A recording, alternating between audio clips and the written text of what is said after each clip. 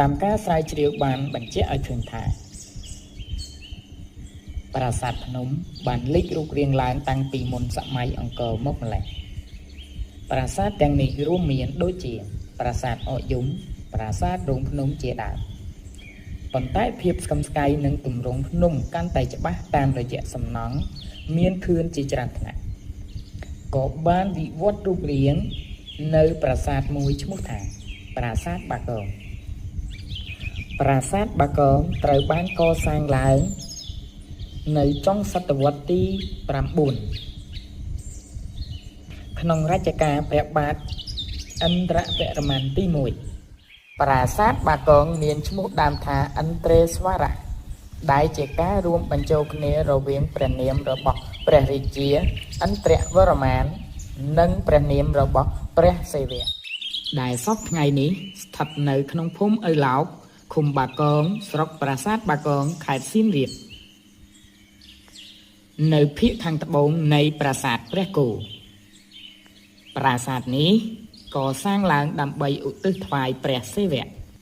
ប្រាសាទបាគងស្ថិតនៅចំកណ្ដាលនៃរាជធានីហរិហរាល័យហើយក៏ជាប្រាសាទមួយដែលអស្ចារ្យតំណាងឲ្យលោកធាតុភ្នំសុមេរុដែលជាលំនៅឋានរបស់អទិទេពទាំងឡាយប្រាសាទនេះមានខឿនចំនួន5ថ្នាក់និងមានតួប៉មតូចៗសង់បន្ទាប់នៅលើខឿនជាន់ទី4ព្រមទាំងមានតួប៉មដែលសង់នៅជុំវិញផ្នែកខាងក្រោមតួប៉មរណបទាំងនេះខ្លះជាសំណង់អំពីឥដ្ឋខ្លះទៀតអំពីថ្មភក់លាយថ្មបាយក្រៀម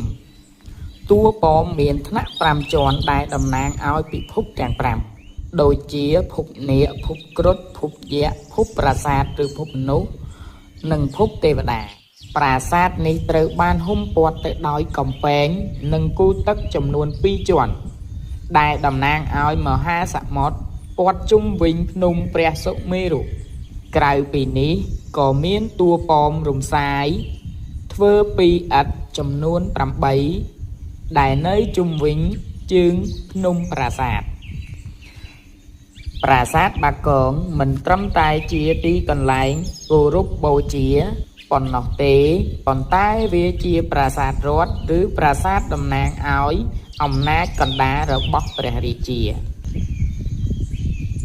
ប្រាសាទបាគងថ្វីត្បិតអាយុកាលជាង1000ឆ្នាំក្តីតែចម្លាក់អំពីបាយអលើជញ្ជាំងខ្លះនៅរក្សាទ្រង់ទ្រាយនឹងក្បាច់លម្អិតយ៉ាងច្បាស់រីឯចម្លាក់លម្អលើគ្រឿងបង្គំដូចជាផ្តែរនិងសសរអំពីថ្មភក់ក៏មានទឹកដៃល្អវិចិត្រផងដែរ